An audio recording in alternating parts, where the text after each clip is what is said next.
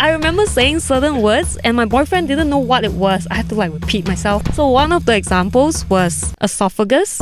You know esophagus? Okay. Yeah, so one time I burnt my esophagus drinking something really hot. Did you really have to say the word esophagus for him? Or like, You know what I said? I said esophagus.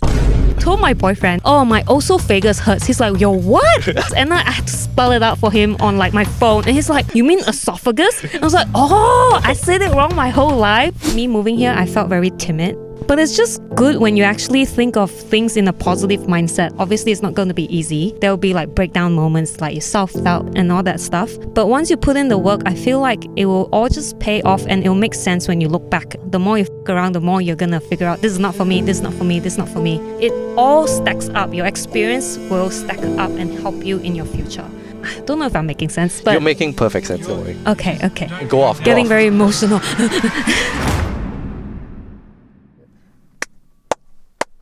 Right. Ooh. Okay, so I actually have this first question in mind, all right? Because we were talking about it right before this.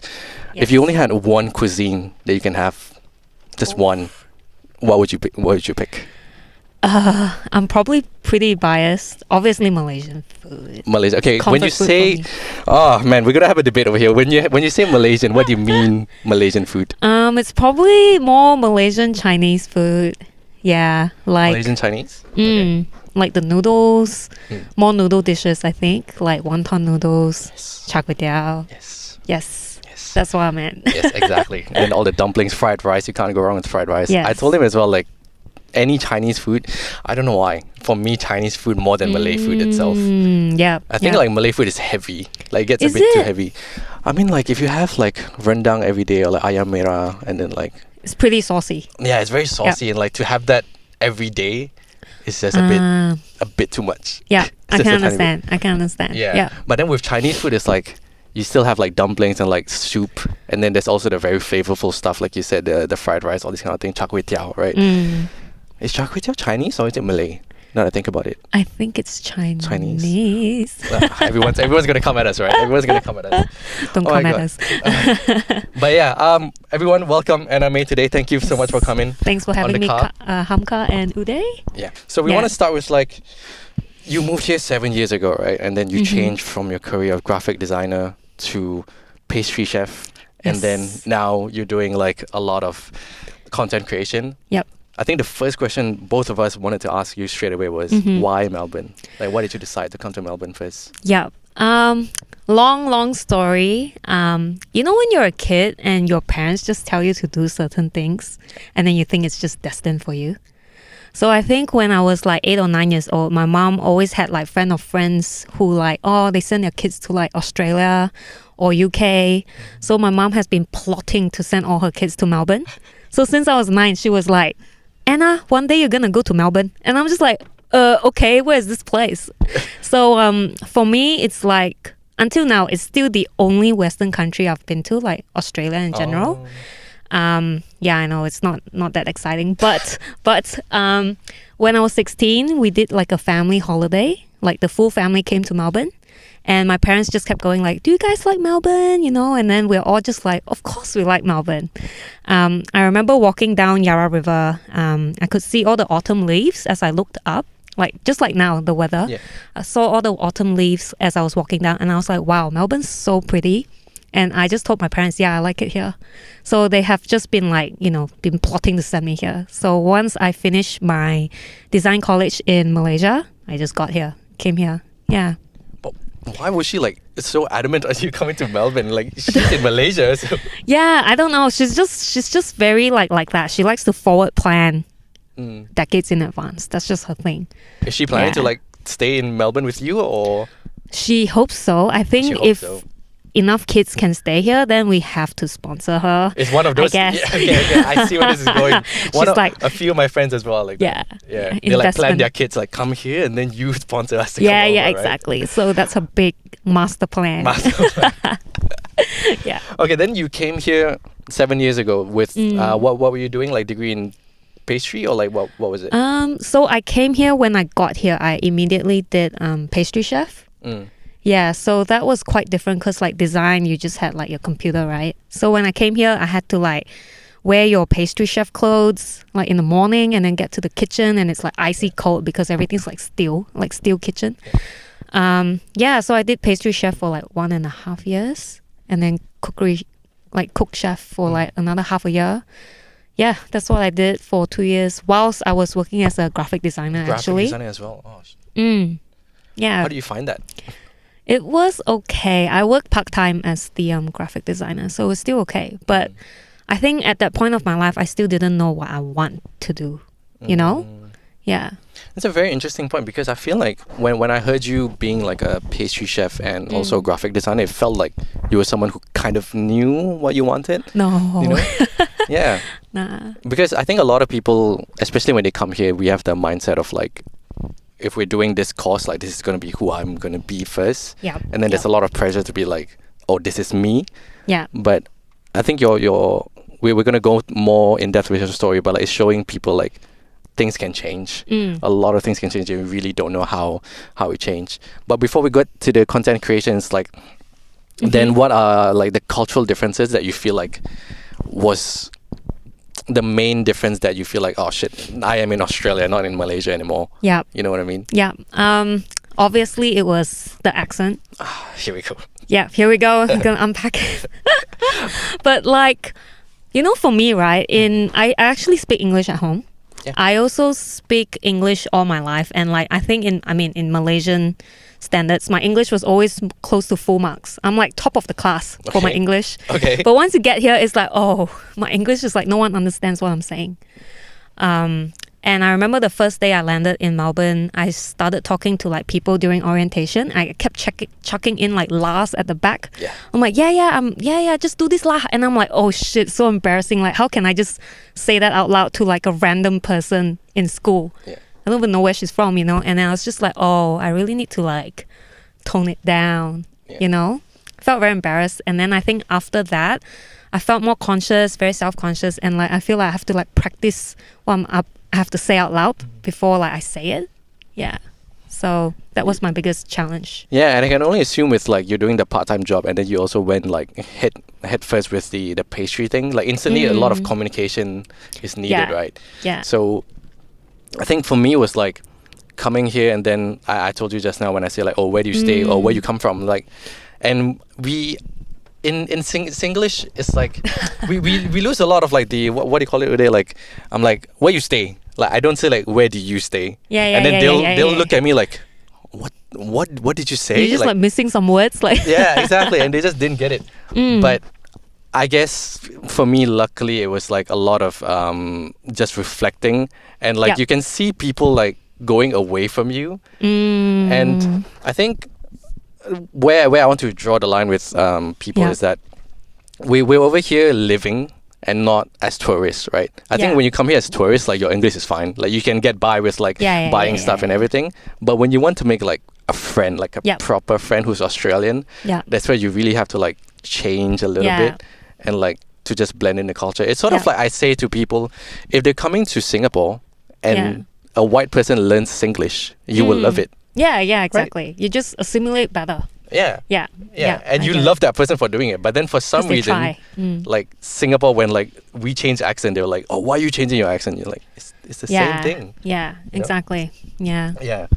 So how long did you take to transition? Because for me, it was like so long. Long, right? Yeah, it's definitely not easy. And I think what helped me, obviously, is different case for everyone. My partner's Aussie Chinese. So now it definitely helps. But like when we first dated, there were a lot of barriers of communication, not just like cultural communication, like, you know, the way you speak and like tell each other things, but also like certain words. I don't know about you in Singapore, but like in Malaysia, the teachers don't have good English either. So like I remember saying certain words and my boyfriend didn't know what it was. I had to like repeat myself. I repeated like a few times and he's like, do you mean this? And I'm like, oh, I said it wrong my whole life. Like, so one of the examples was esophagus.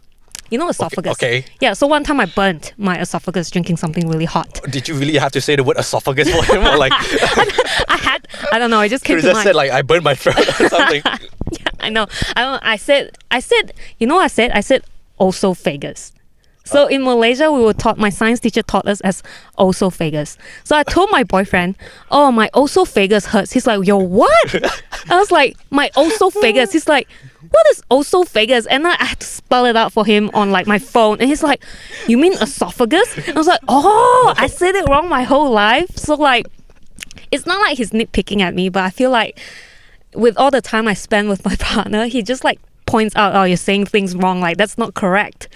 And it helps. Like, that helps me assimilate with Aussie culture. You brought a very good point because like these are the small things that will, I mean, not become like a huge problem in a relationship, but it's the thing that I think, if it's already your boyfriend, that's fine. But when you first meet someone, then they'll be like, you know what, I don't really want to talk to you anymore. And like they can feel that vibe. Yeah.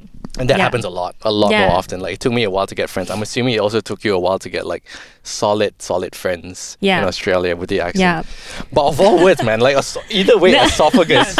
Like, is kind of out of left field. Yeah, I would have just said like my throat hurts or something. No, but I get it. My parents, like they tell me all the time. It took them so long to learn the right way to say words because English is like so weird, right? There's like you say words directly how they're written out, but that's not how they're pronounced. Yeah. And so it confuses so many like people that come from overseas. Yeah. And it takes a while to like get the words right. But I wouldn't say you're wrong. You know, it's just. Yeah, it's just different. It's not wrong. Esophagus is correct. Yeah, just keep saying esophagus. You do. Yeah, just keep saying that. Just like Thanks, fam. that should be like how you get married. You know, like one of the words that you should use in your vows. I remember that night when my esophagus was hurting. I will actually. Yeah, that would be a very good point. Wait. Wait. Yeah. How I want to ask, like, how do you meet him? Like, what was that like? You'll be very surprised how I got a second date with him. But the first thing he said to me was, I saw him in the alleyway. I was like, oh, so nice to finally meet you or whatever. And the first thing he said, oh, you sound so Malaysian. And I was like, what the hell? How do you know how Malaysian sounds like? No, I don't know, but that's the thing. he knows I'm Malaysian, but like he also has Malaysian friends, right? But I think Wait, you guys met through a dating app? Or? Yeah, we met through a dating app. But like I think the written English and like the spoken English, it did not match for him because like my written is quite good. Yeah. He did not expect my accent to be quite heavy still at that point because that was only like my second or third year in Melbourne. Yeah. Yeah, that's the thing with like I think because our education is so like strict, but the way we speak is still very different. Yeah. And then when you come here, then that's like the I guess issues that you face where you're like, wait, where is this going? You know? Yeah, that kind of thing. Exactly. Oh man, that's funny. That's really funny. Esophagus. I'll never forget that. Esophagus. I mean, other than relationships, as you go through with like I think we'll just go through that transition now to like your content creation. So after pastry stuff, how did content creation get into your life? Also another long story, but Go ahead. I think, you know, with COVID, obviously. Yeah. So I started to be a chef, not just because I was interested in like baking and stuff. I think at that point of my life, I was like learning cookies and how to make cookies and stuff like on YouTube.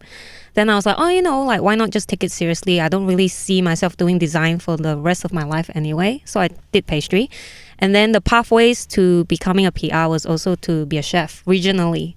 And then when COVID happened, I couldn't get a job as a chef because all the kitchens, like all the restaurants weren't open anymore, right? And that's when I was like, oh shit, I can't actually continue this pathway. And all my graphic design clients started asking if I have social media experience. So that's just sort of how it went because I was designing like social media posts anyway, like graphic design stuff. And then they were like, oh, do you post much? Like, can you write captions and stuff? I'm like, all right, yeah, I can do it. So I started taking a few more like clients to do social media for during lockdown. And my personal account, I've always been posting a lot of stuff since like the beginning of Instagram times. Don't know about you, but yeah, just post whatever. When did you start like properly posting like Melbourne stuff for your account? I think even during my first year, I did as well. So it just all came all together because when I first came here, it's very exciting to just like, oh my God, let's find out all these cafes, like go suss it out, go try the brunch food. Yeah. So I was posting a lot of like food flat lays and like the cafe shots and stuff like that. And then slowly all these cafes started asking like, hey, want to come in for a meal, like, in exchange for a post. So it just all happened. And then during lockdown as well, they started sending me stuff like care packages.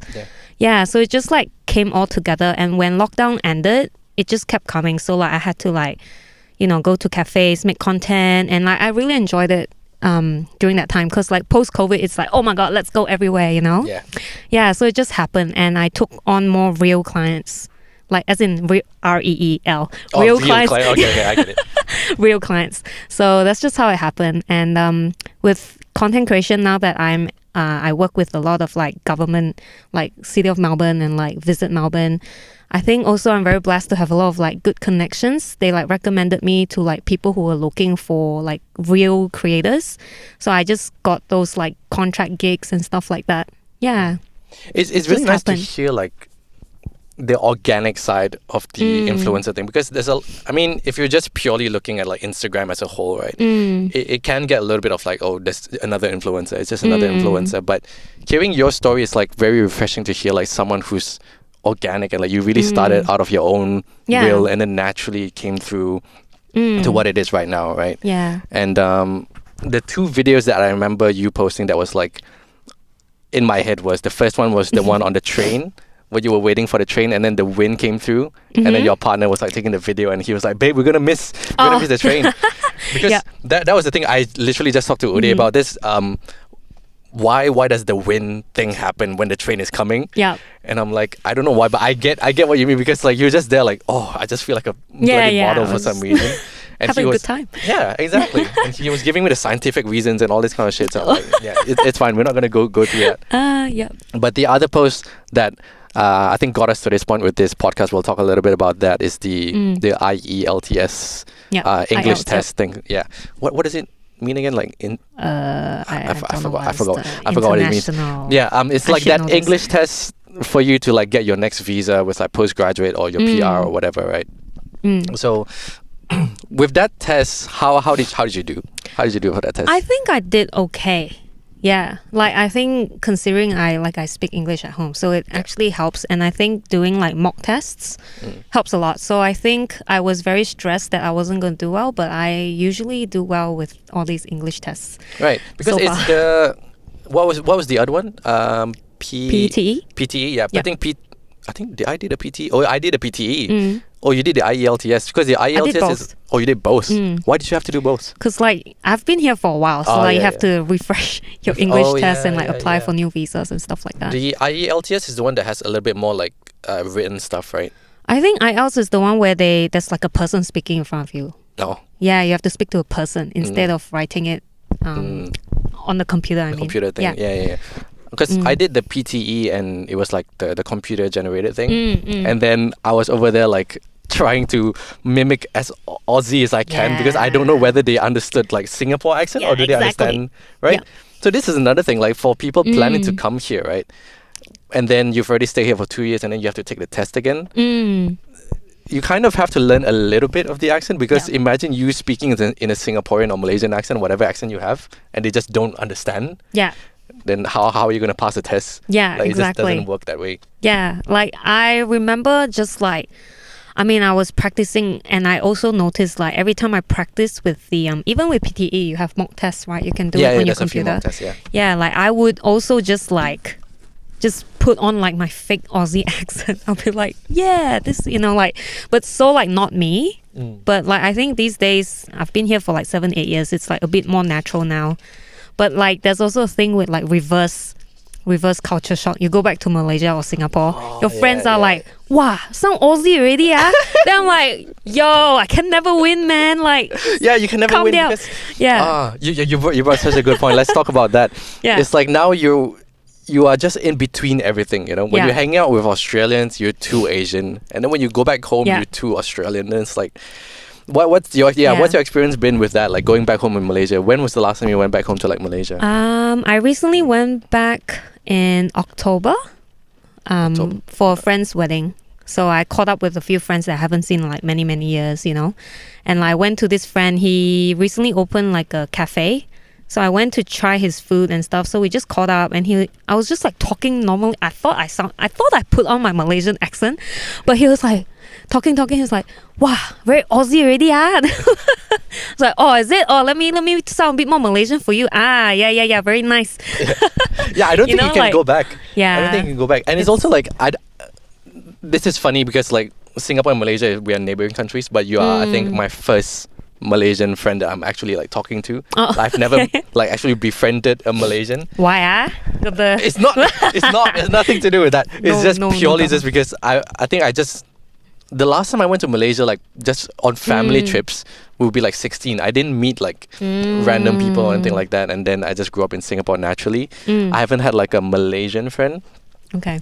But the thing with the accent thing is like, now when I go back home as well, like I can't necessarily turn it off, or like I don't say like the walao eh, like all these kind of things. I can't. It's just not in your language anymore. And that's probably the first time you heard that. Yeah. Walao eh, yeah.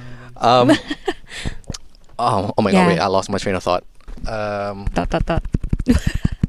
Yeah, just coming back here, I feel like the one thing that I've learned with Australians is that they compliment a lot.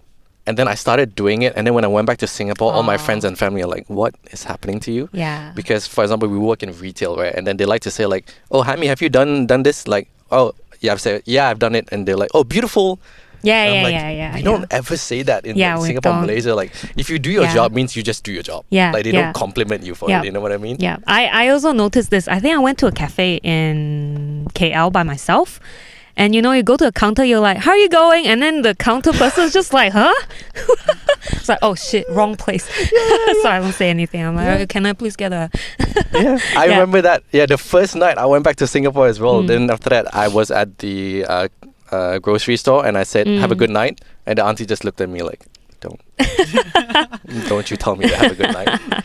But I feel like it's now that we've experienced, let's talk a little bit about seasons. Like we've experienced seasons, right? I think that affects a lot of the mood. Because going back to Singapore, I realized how bloody hot it is again. And that affected my mood so much when I went back. Like I was just a lot angrier again.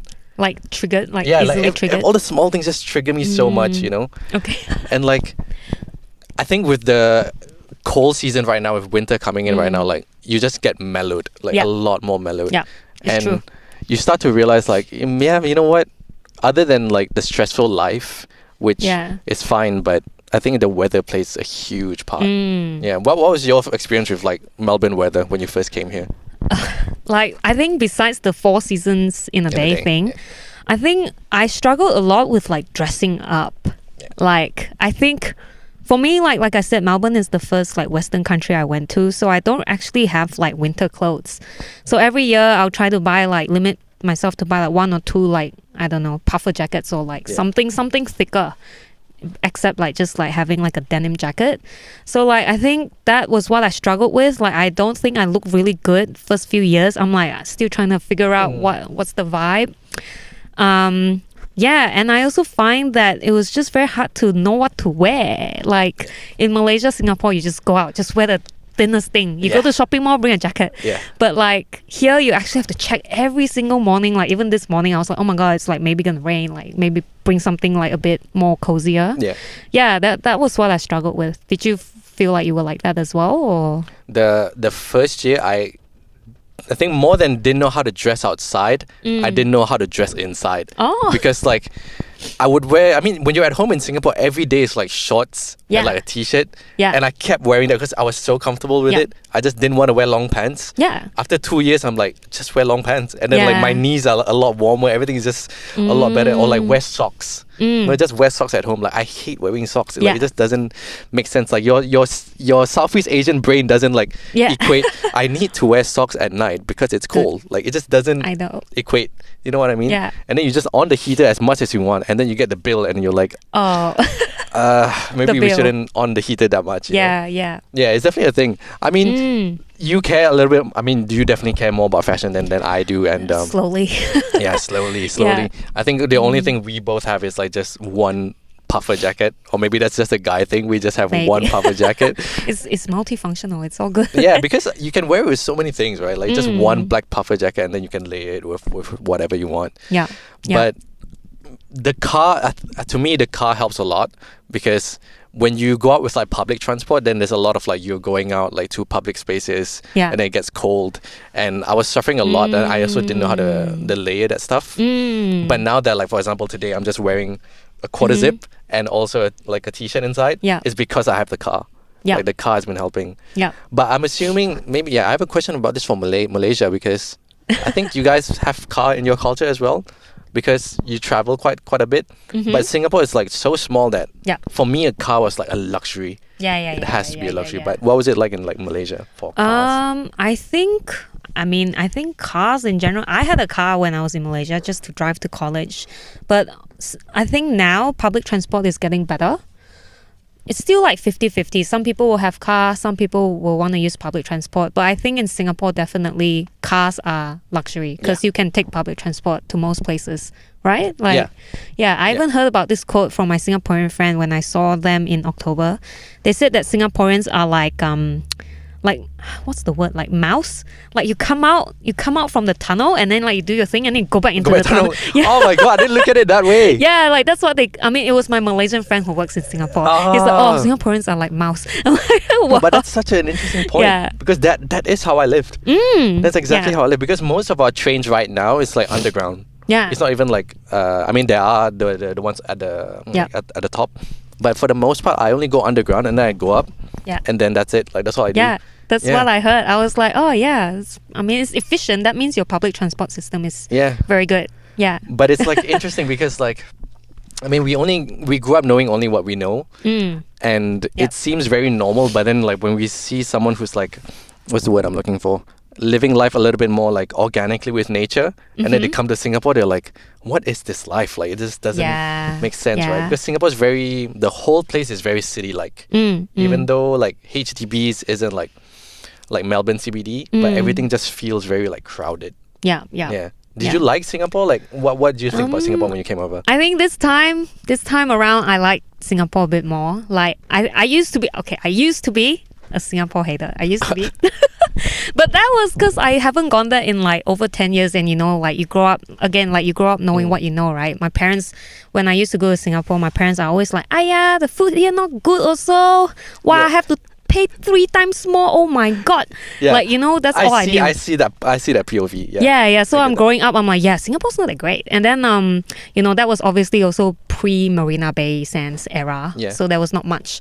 But now that I come back again, like in October, I haven't been there in like 10 years. It's actually quite cool. Like, you guys are quite progressed, I guess. Like, the city is like very beautiful, and my partner is also like always like, he loves Singapore, so he was trying to convince me like, you gotta understand their history, and then he was giving me all these Lee Kuan Yew videos. I'm like, oh my god, this guy. Anyway, and then like seeing my Malaysian friends working in Singapore, it also made me feel like, like we're all here trying to like live a good life.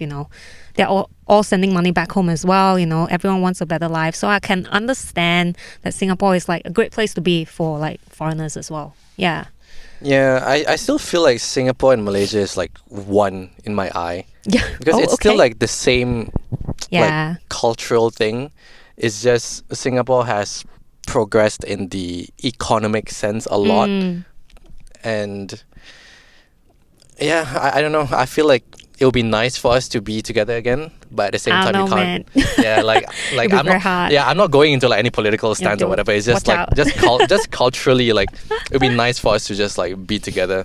Because I think the thing that I love about Melbourne is the fact that you can have both. Like, you can go to Melbourne CBD, you can go to Box Hill, then it's like, it feels like a lot of Chinese people here. Then you can go to like Great Ocean Road. There's a lot of like different things in one country.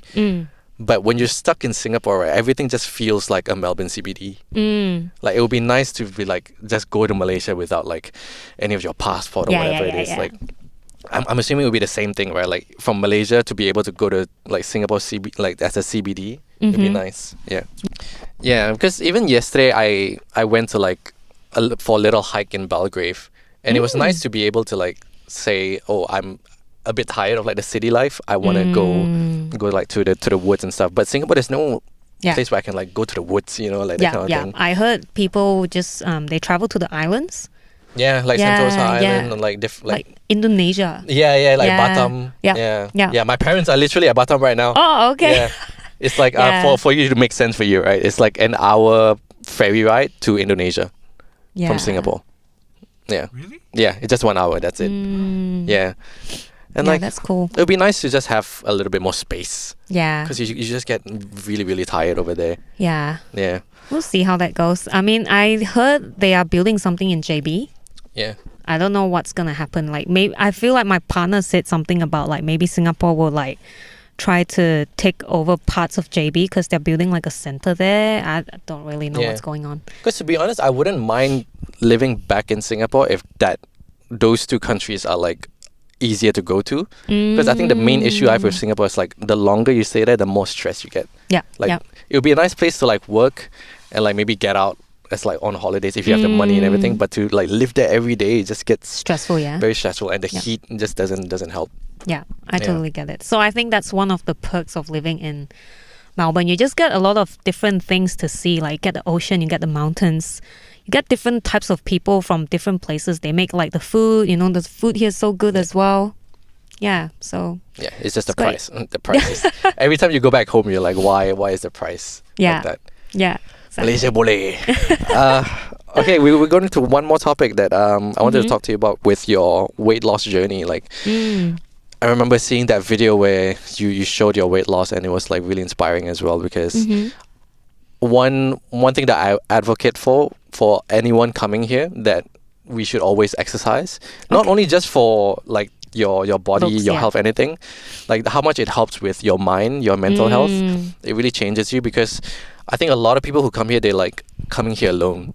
You know, even if they come with like a roommate or like they stay with a roommate, the fact Yeah. that you're leaving everyone behind, man, the walls can talk. Yeah. Like late at Yeah. night, the walls really talk. Yeah. And exercise definitely helps a lot. So like talk through with me of like why you started exercising and all these kind of things.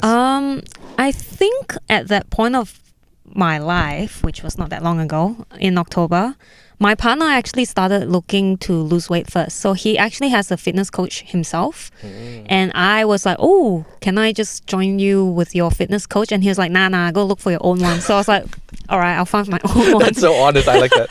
He's like, go find your own one. I'm like, okay. So I actually had a call out on Instagram story, like, anyone knows any like online fitness coach or whatever. Yeah, I remember that. Yeah, Yeah. so like I think a few people sent me their recommendations, and then one of the guys that I ended up going with was Alan.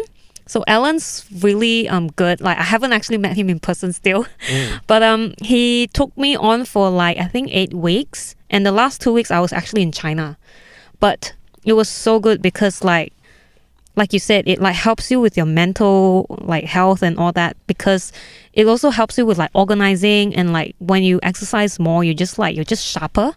Yeah. Yeah, so I would usually have to plan out my weeks. Like I wasn't calorie counting, but he would want to know which days I would have like collab meals with, so that the other days I will cut like mercilessly. So like if I have collab meals, maybe 3 dinners in a week, the other meals are all pure, just 150 grams chicken breast, maybe 150 grams vegetables.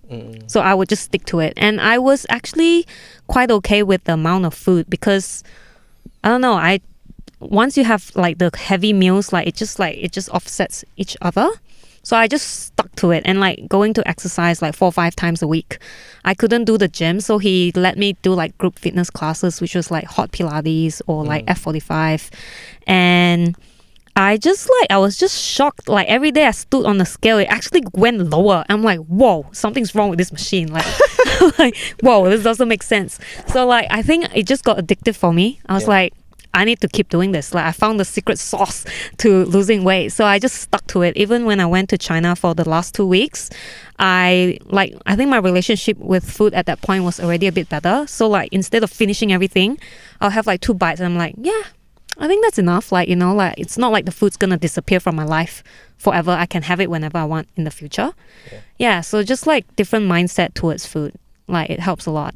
Yeah. I'm curious, like what kept you maintaining those like habits? Was it like the fact that you saw results, or was it like someone pushing you? Like, what was the thing that kept you in that game? I think it's like a bit of everything, but also I think because every day I would have to send Alan like pictures of everything I ate. I would circle like how much portion I would eat out of like the whole thing. Let's say like I would have like cakes for dinner, which is really bad. I'll be like half of each dessert for dinner, and he'll be like, he'll say it properly. Like, he's very good at communication as well. So he would be like, oh, like, you should be aiming for a quarter of each of these desserts, because even if you try to sweep everything, like imagine all the excess calories you have in a day, and then you just like it compounds. If you do that for every meal, you try to finish everything, that's how you never lose weight. Like, so I think he just knew how to talk to me so that I could understand the concept of like food, and like stop feeling so bad about wasting food, because at the end of the day you paid for the stuff. You should be taking care of your health. Like, at the end of the day, when you go to sleep, only you care about your own health. Only you know like your own health issues. Like, for me, after that, I found out I have high cholesterol, so I took it more seriously as well. I had to cut on like red meat and like really fattening stuff. So I think I was scared. It also came like out of a fear of like maybe I might die.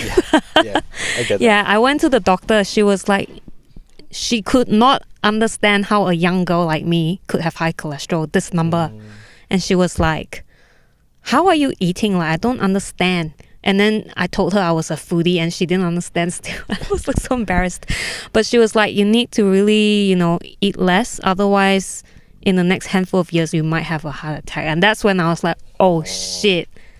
Like, I don't want to like randomly be on the newspaper one day, this food blogger dies. I'm like, you know what I mean? So I mean, that's views as well, Yeah, no. But like, I was like, I take that back.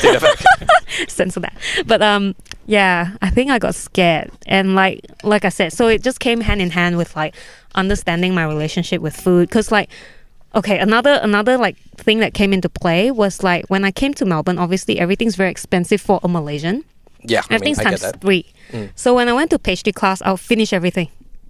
I would take home everyone's food. Like, yeah, that makes sense. Yeah, like all my classmates, they wouldn't take their food home. I would be eating pastries and cakes for every few meals when I first came here. So that just built up, I think. And then I just don't like to waste food. So I think that just like not good for my heart health. Yeah. Yeah. So Did you go to the doctor while you were training, or like before the training started? I think I went to the doctor just like, it wasn't even for me, it was for my partner, because he was really tired, and I was like, let's just go for a blood test together, like haven't done it in a long time. And then I was very surprised. I was the one with the issues, he was fine. So that's when I was like, okay, I really need to find this fitness coach. But So, you yeah. felt fine at the time as well. No clue at all, like, yeah. That's the scariest part, right? Like, it's definitely one of my goals, like, to just take a blood test. You have to do one. Right? Yeah. Just to make sure, because like you can look fit, you can look whatever, like, but you still don't know like deep inside. Yeah, exactly. So especially with age like catching up to you, you just like every day just passes by, but you don't even know like all these things you put in your body and like the stress and stuff, like it might just creep up on you. You have no clue. Yeah. Because everything compounds, like you don't really yeah, thank God I've been paying attention to like just what I eat, just in general. I think learning from your story, learning from his story as well, I am like just making sure I have a balance of all these things. Working out in general, I think one of the main points that you brought is also you get sharper, right? I think when we look at what we're doing in this like modern society of like looking at social media, and you have a lot of different things, you're always like processing Twitter, Instagram, TikTok, a lot of X different now, things. but yeah. X right now. A lot of things, right? The thing about working out is like you can't do two things at once. Like if you're doing like if you're doing running, or if you're doing like bench press, it's always just one item. You don't see someone like doing their running and bench press at the same time, right? So like that's the one thing that I've learned with working out is like it keeps you in that one space of mind. And it's just humans, right? I think we think we can do a lot of things, which we can, right? We can multitask. Yeah, we can multitask, but at the end of the day, it's better to focus like at one thing and get sharper. And I really hope everyone, like when you're planning to come here, just work out. Like it really helps with that, getting sharpening the mind and everything. Yeah, man. hope everyone is going to stay healthy right now. Okay. Yeah. We'll yeah. get healthy. Mm. Last question for you. I mean, it's been 7-8 years for you right now. Mhm. What's the biggest thing that you've learned, like your biggest lesson learned after living here for that many years? I think, I mean, there's many lessons learned. Yeah, many definitely lessons a lot. learned. But Mm. top of mind, For anyone that's like planning to come here, like what would be like a thing that we would say to them? I think for me, right, it's just really good to like challenge yourself in like many different aspects of your life. Like for me, when I first came here, you know, I think me moving here, I felt very timid. I'm like, oh, I feel like I have like a bit of a inferiority complex because Yes, it's like let's go. English. Let's go. It's like- Esophagus. yeah, it's like oh, I'm like not that cool anymore. Like, you know, I have to like find my new ground, like find my new support network.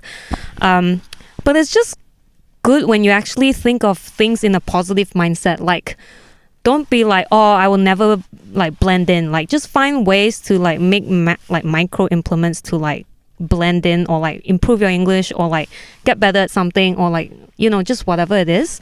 Like, I think who I was and who I wanted to be, it was like such a huge gap.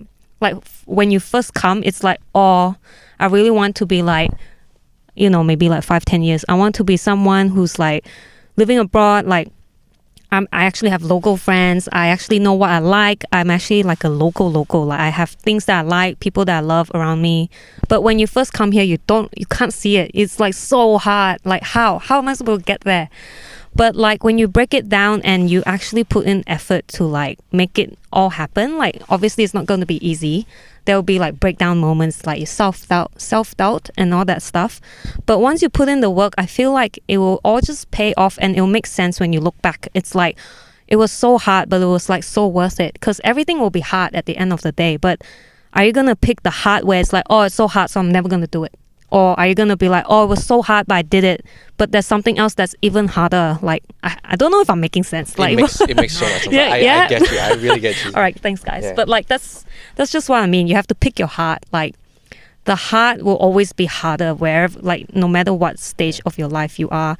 And especially as like someone in your 20s, you always, like, it's hard because you are maneuvering adulthood. You're figuring out yourself, your identity, what you want to bring to the world. It's just so many like aspects to like balance. But like, again, at the end of the day, you have to just figure it out. The more you fuck around, the more you're gonna figure out, this is not for me, this is not for me, this is not for me. So like for me, design's not really for me anymore. Pastry chef's not really for me anymore. Social media clients also not really for me anymore, but now it's like content. Yeah. But it makes sense now looking back because I'm doing design, it helps with like me like editing because I did like a bit of camera work back in like college. Pastry chef also helped me with like me shooting clients for like hospitality clients because when they're cooking, I know exactly what's going to happen next when I'm shooting the reels. Like I know, oh, they're going to do a flambe. So like they're going to pour alcohol and then they're going to torch it. Like I know. Flambe. What's flambe? That's when they put like alcohol in like desserts and then they torch it and then it goes okay. like, you know what I mean? So like it all stacks up. Your experience will stack up and help you in your future. So me at Visit Melbourne, like I love like just exploring things, going to cafe. Sorry, it's my No, mom. you're fine. My mom. It's fine. Like, you know, like you explore cafes and like you like all the design work and just, I don't know if I'm making sense, but You're making perfect sense. Don't worry. okay. Go off. Getting very emotional.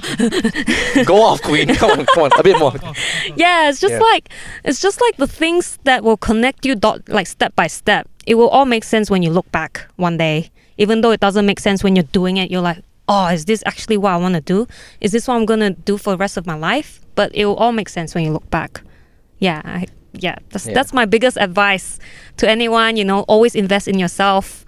It will pay off in some way. It will stack up in your skill set and it will bring you to where exactly you need to be. Yeah. Yeah. Great Yeah. advice. Yeah. Thanks, guys. Yeah. You got me a bit emotional because that's exactly like what I've been going through. Yeah. And it's really nice to see like your passion to talk about that. Yeah. And Tell me about your side of this. this side of it, I think mom maybe is we'll go a little bit because your passion was just so strong there. I was like, I would love to just end it there because it's just so good. Oh. We can do it like off camera. Like it's fine. Like Yeah. because I think your Up to story you. is what I really want to share. Mm. And I think I just want to end it off with like, I hope you credit yourself, because you've done really, really well. Like you already went through the hard stuff. You will go through more hard stuff, Mm. but like as of this moment, Mm. you've reached like where you thought you could never have been, Yeah. Yeah. and you've also gotten engaged, and you're about to marry this Mm. this amazing man that you met over here in a foreign country. That's what people always dream of, right? Like be in a foreign country and like marry the person you love in a foreign country. So you've reached there, and I hope you're genuinely just happy at where you're at right now, and then process whatever you have to process in the future. Mm. Yeah. Thanks, man. Yeah. Thank you so much for sharing. Thank you so much Yeah, for sharing. thanks for having me, you Yeah. guys. You're good. Thank you so much for coming. Oh my God. Oh man. Yeah. Yeah, I get that, man. Yeah. It's been a lot. It's been a lot these days. Mm. Yeah.